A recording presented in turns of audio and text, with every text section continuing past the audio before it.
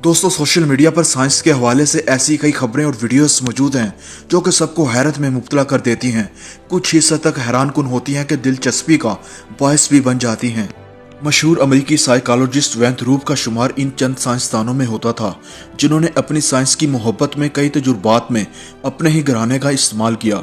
वेंथ रूप ने एक तजुर्बे में ये जानने की कोशिश की कि अगर बरमान यानी बंदर के बच्चे को इंसान के बच्चे ही की तरह पाला जाए तो इसमें तब्दीली आएगी या नहीं। इसके लिए इसने अपने छोटे बच्चे के साथ एक बरमान के बच्चे की परवरिश का फैसला किया। वो दरअसल ये जानना चाहता था कि इंसान और बंदरों में क्या कुछ मुख्तलिफ होता है। यहाँ तक कि इस तजुर्बे के लिए वेंथ रूप ने अपनी वाइफ को भी शामिल किया। जिस तरह एलिया अपने बच्चे की परवरिश कर रही थी, बिल्कुल इसी तरह इसने बरमान के बच्चे को भी संभालना शुरू कर दिया। साइंसदान का बच्चा 10 माह का था जबकि बरमान का बच्चा 7 माह का था।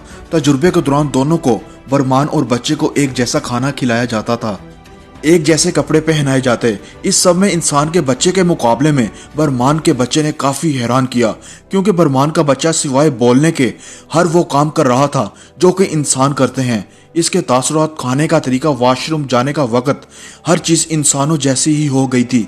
लेकिन इनके बच्चे डोनाल्ड ने बोलना ही शुरू नहीं किया था। जहां आमतौर पर बच्चे इस उम्र में 50 अल्फाज बोल लेते हैं, लेकिन डोनाल्ड सिर्फ अब तक 3 अल्फाज ही सीख सका था, जबकि डोनाल्ड बोलने की बजाय चीखता चलाता रहता। इससे पहले कि बच्चा मुकम्मल तौर पर जानवर बन जाए, वेंथ रूप ने इस तजुर्बे को इधर ही रोक दिया और बरमान के बच्चे को वापस इसकी असल फैमिली के पास चिड़ियाघर भिजवा दिया।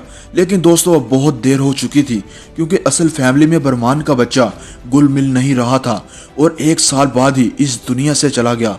लेकिन बात अभी यहाँ खत्म नहीं होती।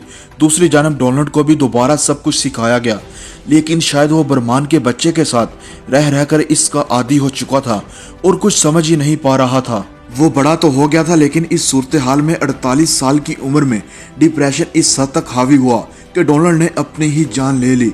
इस तजुर्बे ने इस साइंसदान वेंथ रूप की फैमिली को तबाह कर दिया था, क्योंकि इसकी वाइफ बच्चे के गम में इस हद तक मुब्तला हो चुकी थी कि डोनाल्ड के मरने के 8 माह बाद वेंथ रूप की एहलिया भी इस दुनिया से चली गई।